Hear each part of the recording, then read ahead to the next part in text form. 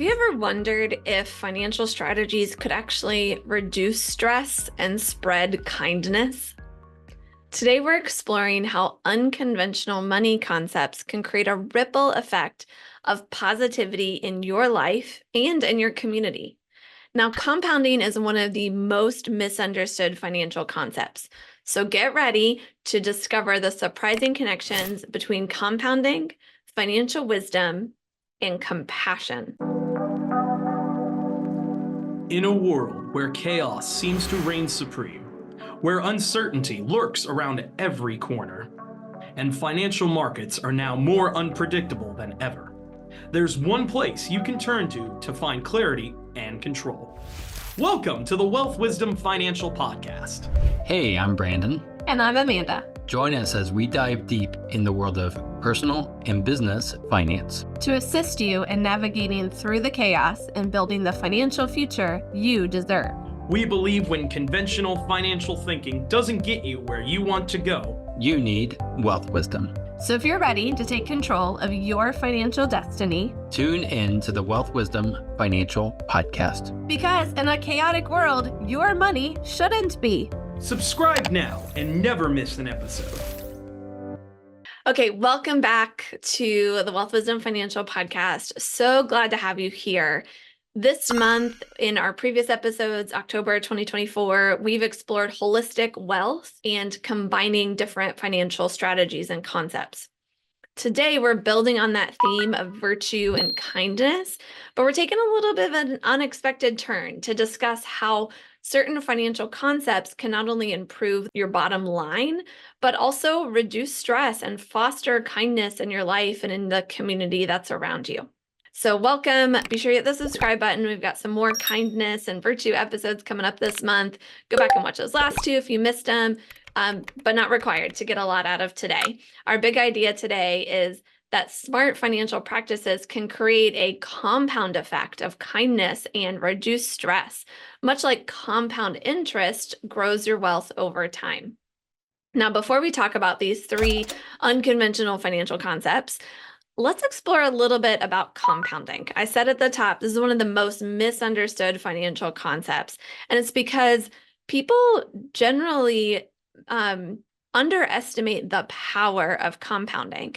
Now, you might have heard the classic example of choosing between $1 million today or a penny doubled every day for 30 days. In this choice, right, the penny doubled turns into over $5 million. So it's kind of used as an example of why would you choose $1 million versus a penny doubling every day for 30 days. But even that, feeling and understanding, it's hard to really grasp. So I've got two other examples for you that maybe might help you with this. The first one's for my visual people. You can kind of picture this in your head. I recently came across this example. I shared it with my 6-year-old and his mind was just blown. So if he can get it, you got this, okay? I can't remember where I saw it, but here we go. If you take a piece of paper, like any piece of paper, and it's and let's say it has a thickness of 0.1 millimeters, normal piece of paper, very thin, and you fold it 50 times. How thick do you think that paper would become? A couple inches, maybe a foot? Well, the math shows that it becomes 69,960 miles thick. Yes, miles. For perspective, that's 29% of the way to the moon, right? From the Earth to the moon, it's that 69, almost 70,000 miles gets you over a quarter of the way there. Or to put it another way, 69,960 miles is like going around the Earth's equator 2.81 times. You could almost go around the Earth 3 times to get the thickness that piece of paper becomes. And all you started with was a piece of paper that you folded over 50 times. Right? Like how cool is that? Okay, now another example. Do you remember that movie Pay It Forward? It came out in the year 2024, almost 25 years ago. That kind of dates me, I guess. I remember watching it. Now, the film didn't do so well at the box office, so I'm going to guess that maybe a lot of you have never seen it, maybe even never heard of it. In this movie, a 7th grade social studies teacher, played by Kevin Spacey, gives his class this assignment to figure out a way to change the world. And one seventh grader named Trevor, played by Haley Joel Osment. You might know him from Forrest Gump or Sixth Sense. I See Dead People, right? That's Haley Joel. He gets an idea, or his character, Trevor, gets an idea. Trevor does a favor for someone and tells them that they can't pay it back to him. They have to pay it forward, and they have to do a favor for 3 other people. And of course, ask those people to pay it forward and do a favor for 3 other people. And of course, it's a movie, so there's mixed results. The movie has to have conflict and unexpected twists and turns to keep us interested. I'm not going to ruin the whole movie for you, but spoiler alert, at the end, we see a scene where thousands upon thousands of people have been impacted by the 7th grader's good deed. And kind of the idea that it continues to spread from there. It's not just done at the end of the movie. How cool would that be if you're like, I just did this one favor and it's impacted all of these people? That's compounding. Now, you might not get a penny to double every day for 30 days. I wish, right? I doubt you could probably fold a piece of paper 50 times. I think there's a limit on how many times we physically can fold a piece of paper. It's possible to do a favor for someone that then does a favor for 3 other people and the chain rarely breaks. That's maybe more possible. But what if there was some very practical, financial things that anybody could do, strategies to get compounding and a compounding of kindness working in your favor and the favor of your communities and the world at large? What if? Well, you're in luck. I have 3 unconventional financial concepts that, when applied thoughtfully and intentionally, can have a profound impact on your well-being and the world around you. Here we go. Here's number 1. I call it the generosity multiplier. The whole idea is you give a percentage of your income.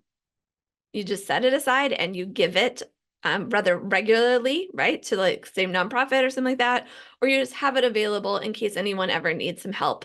You have that set aside, however you're doing your budgeting, right? I have a category in my YNAB that's for giving that I put a little bit into every month. And then when someone needs help, I can see, do I have it there to help them? Studies have shown that being able to be generous activates pleasure centers in our brain and reduces our stress. So even though I might not give it all the time, even putting that in my budget, right, is reducing my stress, helping me to have more pleasure and be able to be more kind maybe to my family that day. This can also, right, actually the giving of it can create those ripple effects of positivity in your community. It also, by doing that, maybe even first, right after you get paid, there can be some financial benefits too. It can encourage mindful spending and maybe even lead to some tax benefits, right, as you're able to claim those deductions on your taxes. The thing here, it starts small, even 1% can go a long way to reduce your stress and impact others for the better. The caution here is, especially for a lot of women, we have a hard time being overly generous. And we have to remember that we need to take care of ourselves first. We're going to talk about that I think it's the next episode. So hit that subscribe button. You don't miss that one, especially if you have a problem being overly generous. I hear you. I'm with you. Okay. So that's number 1, the generosity multiplier idea. Now, number 2 is called the simplicity portfolio. The whole idea here is by streamlining your finances, reducing your accounts, your debts, your unnecessary expenses, just by streamlining, simplifying, you can have more kindness, and that kindness can compound. Part of this is it's reducing stress. You have fewer financial decisions, less financial decision fatigue, right? Like all those things, you're maybe able to be more kind because there's just less moving parts to juggle. And this can also give you more mental bandwidth to focus on your relationships and your community, right? You have less things that you have to spend time managing. But also on the financial side, it can lower your fees, which fees totally interrupt compounding and destroy wealth. It give you better insight on your money so you can make better financial decisions and potentially higher savings, right? As you get that compounding and better decisions working in your favor and fees aren't destroying them. This is why I love the bank on yourself concept. Some people call it the Swiss Army knife of financial products. We can use it for so many things, getting the same dollar doing multiple things over the course of our lifetime. If you want to learn more about it, I've got 2 opportunities for you. You can learn more at wealthwisdomfp.com/BOY for Bank on Yourself, or attend one of our upcoming webinars at wealthwisdomfp.com/seminar. You can get access to that 1-hour seminar right there. Sign up for the time that works for you. So there we go, simplicity portfolio. Then the third idea I'm calling the gratitude bank. Now, this isn't literally a bank, like we're not going to go, apply for FDIC insurance and all those kind of things. You can think of it instead as regularly acknowledging and depositing moments of financial gratitude. You're going to, by depositing those moments of financial gratitude, you're building a reserve, a bank of gratitude that can have all kinds of ripple effects. It can reduce your stress. Gratitude practices have shown over and over again that they lower our cortisol levels, that stress hormone. Even practicing gratitude can help with that, but also having that reserve of gratitude can help when you get into that stressful moment. Oh, I can tap into my reserves, right? And then, of course, being grateful increases our awareness of abundance and how much we actually have, which can lead us to some great generous behavior, within boundaries like we talked about before. But it kind of helps us get into that abundance mindset in a healthy way. And then, of course, there can be financial benefits as well. Contentment, right? When we're grateful for what we have, it reduces our impulse spending and increases intentional financial choices. It can help actually save us money and keep us from splurging and, what is that called? Doom spending and, those kind of things.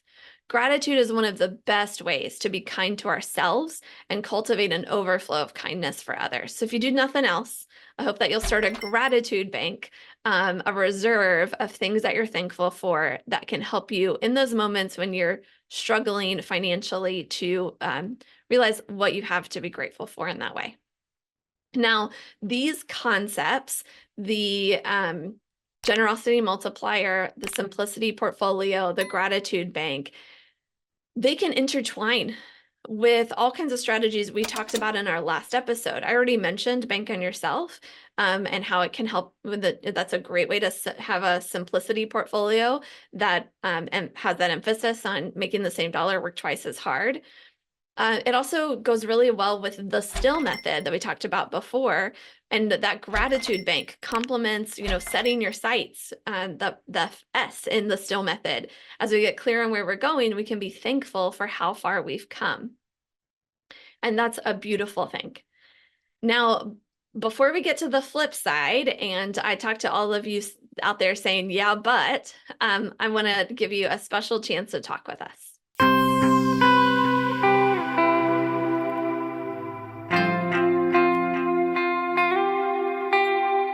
Ready to take the next step towards securing your financial future? Whether you're planning for retirement, saving for your dream home, or you just want to make your money work harder for you, the team at Wealth Wisdom Financial are ready to assist you. And now, it's easier than ever to see how we might give you a boost on your financial journey. Schedule a 15-minute discovery call with one of us today. And let's discuss your questions and your financial goals together. Don't wait any longer. Your financial freedom awaits. Schedule your discovery call at www.wealthwisdomfp.com/call.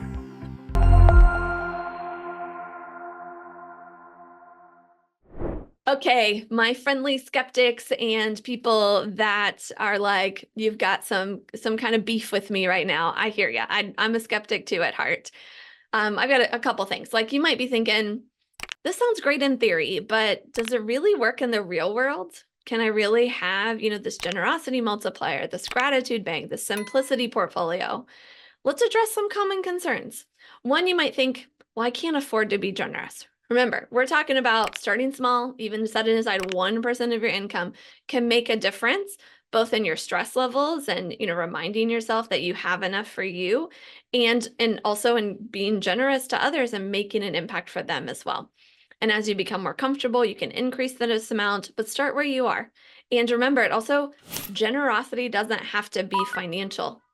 That 7th grader, Pay It Forward, he did a favor for someone that just took a little bit of his time and then asked them to keep doing a favor for someone else.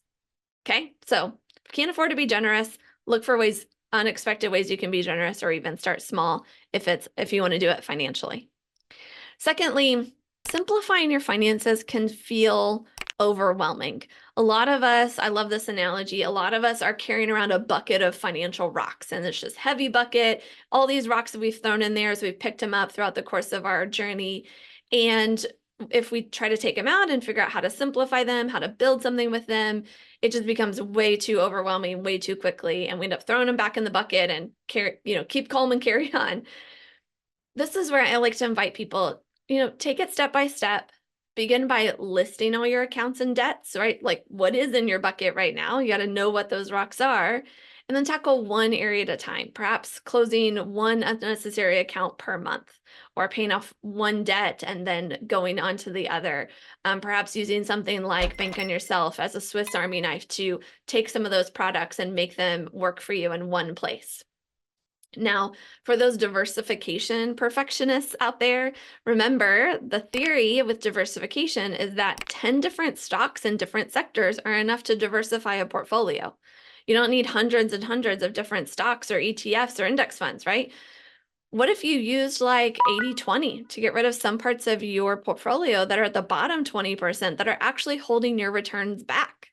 80-20 is a law of nature. There is probably some efficiencies and things you can do by simplifying to maximize the top 20% and minimize the lower 20%, or just cut that lower 20% out of your life. Think about it that way. Okay, and then for those of you that are just feeling so stressed right now that it seems impossible to feel grateful for anything, let alone your finances, start with some small acknowledgments. You're breathing. I am grateful for my breath, and you take a breath to really feel it. Maybe you can be grateful for that steady paycheck, or that you had that ability to pay that one bill on time. These small recognitions can compound on each other into larger and larger feelings of gratitude. The goal here on all of these things is not perfection, it's progress. These concepts are meant to work alongside your existing financial strategies, not replace them entirely. Find some gem that I've shared today and think about, how could I do that in a better way? Or how could I be more kind to myself when I don't do that the way I really want to? That's like the bottom line, all I can ask you to do, and then see where it goes from there. I believe by incorporating these unconventional concepts into your financial life, you're not just improving your own situation, you're creating that ripple effect of positivity. The generosity multiplier spreads kindness directly to others. The simplicity portfolio gives you more capacity to focus on what truly matters to you.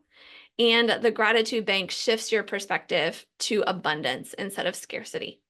So try them out, see how these feel to you. Do it in the way that fits you, right? That generosity bank could be in a journal, it could be a note on your phone that you can pull up to remind yourself of gratitude, and all those kind of things. Remember, we're talking about compounding kindness.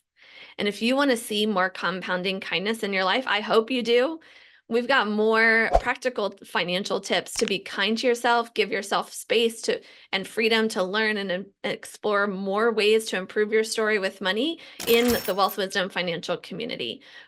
There is so much opposite of kindness out there on the internet, right? In social media, even here on YouTube or in podcast land, there's so much like not kindness. We wanted to create a safe space where people can experience virtue, kindness, compassion related to money. And so we did that in the Wealth Wisdom financial community. You can join for free today at wealthwisdomfp.com/community. What you'll find when you get in there is a group of people, including myself, that want to pour into you, want good things for your life, and want that ripple effect of kindness to spread all throughout the world. So again, that's wealthwisdomfp.com/community. You can join for free today. And we've got some resources in there to help spread all these things we've been talking about, but particularly kindness in your life. It's a safe space, right, to be kind to yourself and have others be kind to you as you move forward on your financial journey. Okay. Thanks so much for joining me. This was a good episode. I hope it wasn't too heavy for you or too light, maybe. Like sometimes we can feel like it's almost superficial to think about kindness.